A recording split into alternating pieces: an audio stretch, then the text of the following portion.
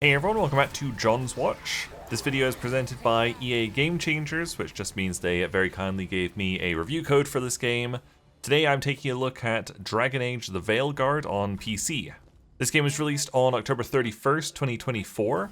Its regular price is $80 Canadian or regional equivalent, and it's developed by BioWare and published by Electronic Arts. This is, as far as I understand it, the fourth mainline game for Dragon Age. There was Origins, Dragon Age 2, Dragon Age Inquisition, and now 10 years later, 10 years since the last Dragon Age, we have a new one. So the fourth mainline game, Dragon Age the Veilguard.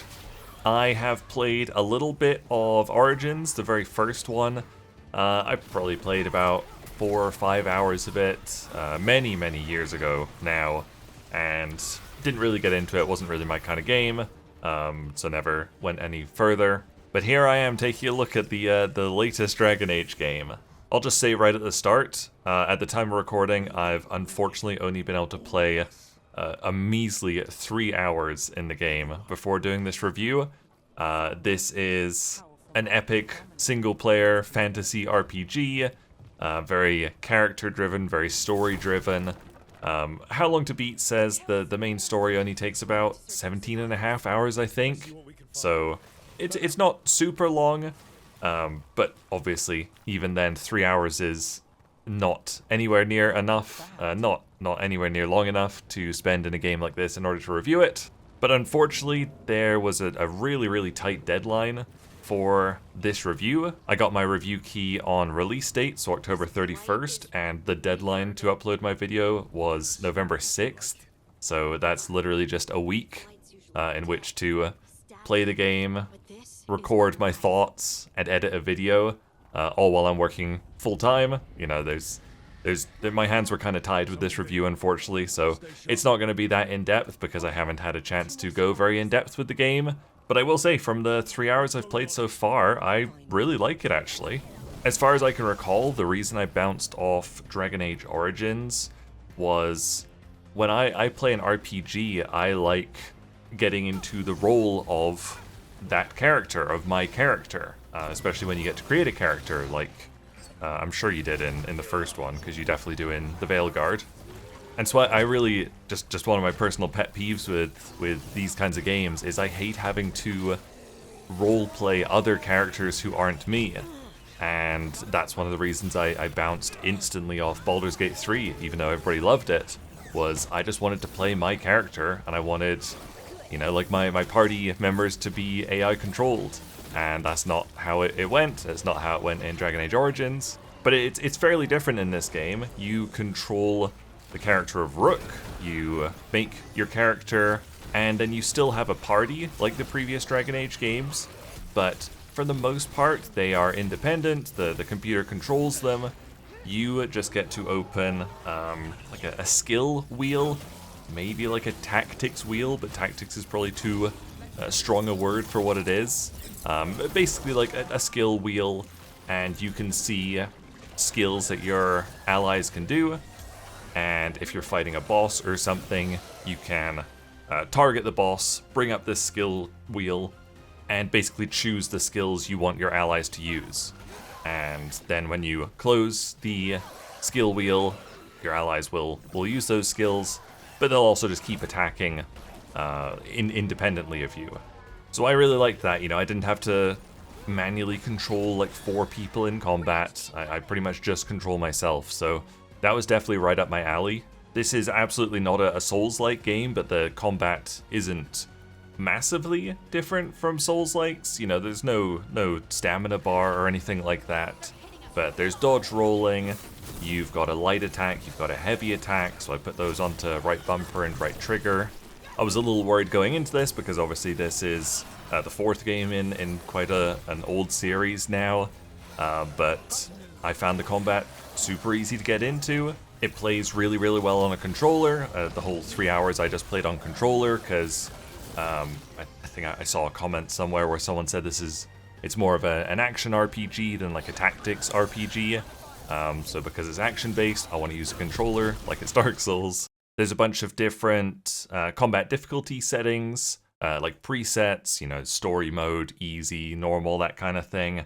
And then it also looks like you can fully tweak all the parts of the combat if you want. I started it on story difficulty because, you know, I'm not familiar with the game or the series or anything, so I just kind of wanted to ease into it.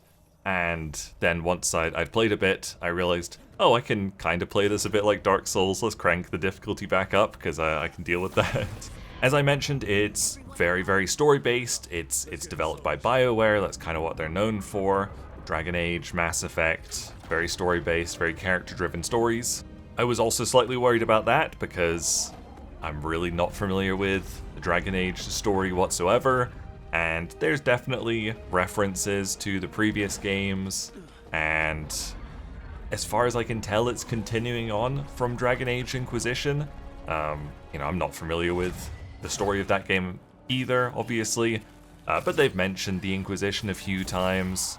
I even recognized at least one character from Origins, the very first game.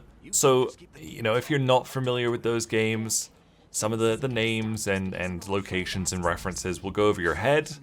The story probably won't be as impactful or mean as much to you if you haven't played those games.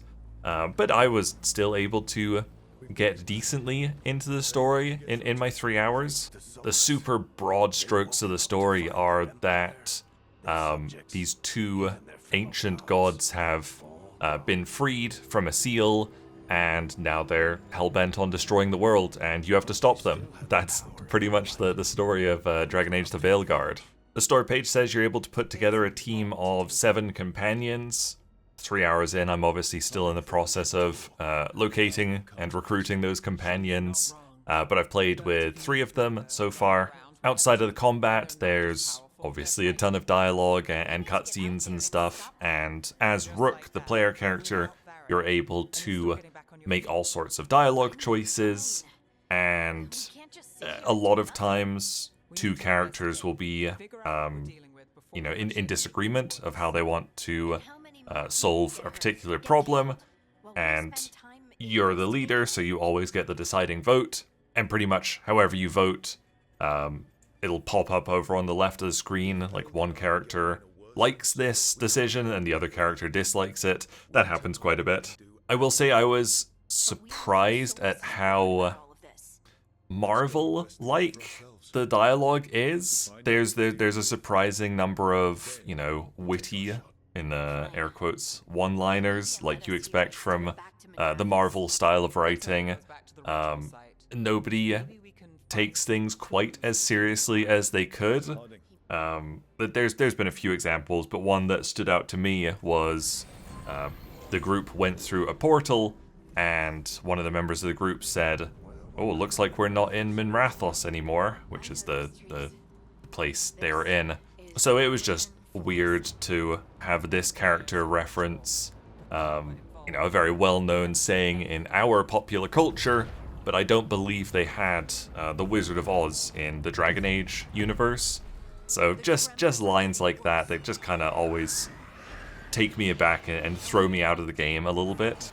There's also, I don't know if it's just this one character, but there is one character who speaks, you know, in Old English style with like tis and twas and stuff like that. And then all the other characters talk like very 21st century. You know, they use some kind of like, they use modern lingo sometimes. I don't know if, you know, the Old English character is just how that character talks. Possibly it is, could be like a lore thing. But it was just weird that like she spoke so differently to some of my companions who say like, "Oh man, this is weird, isn't it?" The graphics are ridiculously impressive.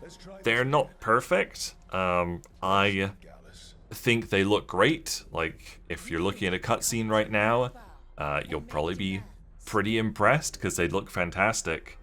And then I saw a comment, I think it was just yesterday, who said that, you know, the graphics are good, but why does every character look like a Disney character? And I was like, yes, that's it. Because they all look good, but they all look like they don't quite fit in this game. And after I read that comment, I was like, geez, yeah, they really look like they could be in like Frozen 3 or whatever. They look like modern Disney characters. And they kind of do. That's probably unrelated to me giving my character bright blue hair.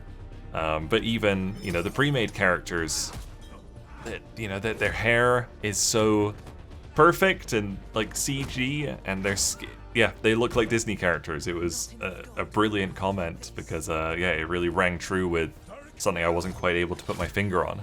But I think once you, or if you can get past that mismatch, I guess, the graphics are really fantastic. I'm like constantly blown away as I go into a new area. Maybe I'll be in like an autumnal foresty area with ruins and the sun shining down. Yeah, they're really, really fantastic visuals. It runs extremely well for me. This is the like heftiest game I've run on my new PC, which my new PC is all brand new parts except for the graphics card, which is still my 3080. So I don't know how much is down to my new components or how much is this game actually being really well optimized. I'm guessing probably a mix of both, but I basically turned off ray tracing because I don't need that. Dropped everything down from ultra to high pretty much because I saw a frame rate was a little bit lower than I wanted when everything was on ultra. And once I'd put everything on high, I didn't touch the graphic settings again, and I'm pretty much constantly going around over 100 FPS pretty much all the time, usually like between 100 and 140 FPS. Yeah, it runs fantastically for me, and it looks absolutely gorgeous. Something really good I want to mention is that the game does pre-compile shaders on your first launch, so you're looking at not even that long of a startup. You're looking at, took me 2.5 minutes to compile all the shaders, and then you don't have to deal with stupid shader compilation stutter, which is an absolute treat. You love to see that. So thank you for making that a feature. Pretty much every game should pre-compile shaders if it's going to be an issue. The game has all the upsampling methods, DLSS, Intel, AMD. I normally don't bother with DLSS because I feel like it doesn't usually help me get many extra frames. It usually just makes things look a little bit better. But this one, I think I toggled it on and off just in the menu because the graphics menu actually updates, or the visuals update behind the menu, so you have a good preview of what the changes you're doing are actually doing. And I noticed I was getting about like 40 FPS more just by turning on DLSS, and that's just on a 3080, so there's no frame generation or anything. So yeah, DLSS made a huge difference in this game for me, and everything still looks fantastic. You've got a ton of graphics settings, and like I said, the menu is really, really good. It shows you how each individual setting is going to affect your system. It tells you, you know, like, is this setting really heavy on the CPU, or the GPU, or the VRAM? And it even very handily shows you a little VRAM usage slider in the bottom right, so you can see if like you're getting too high to capping it to maxing your VRAM out. Very helpful for someone like me who has a 10 gigabyte GPU. Hopefully not for too many more months, I won't. But yeah, it's something I have to be aware of, so having these settings that say this will affect your VRAM and here's how it affects your VRAM is fantastic for me. I think I may have just spent more time talking about the technical features of this game than the actual gameplay itself. I don't know, just kind of happens when you've only got to put 3 hours into the game.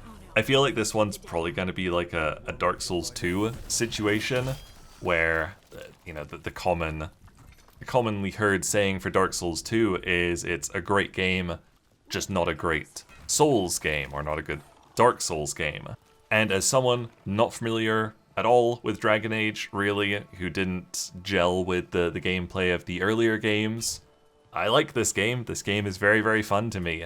But I'm thinking if you are a big Dragon Age fan and you've been waiting for a follow-up since 2014, literally 10 years. This one might not do it for me. So yeah, let me know if you're more familiar with Dragon Age than I am, because I'm really not at all. And let me know your thoughts on this game, because yeah, like I said, I'm really liking it, but I don't think I'm the target audience for it. That was a look at Dragon Age the Veilguard. Thank you guys very much for watching. Make sure you leave a like and subscribe if you enjoyed this video, and I'll see you guys later. Bye!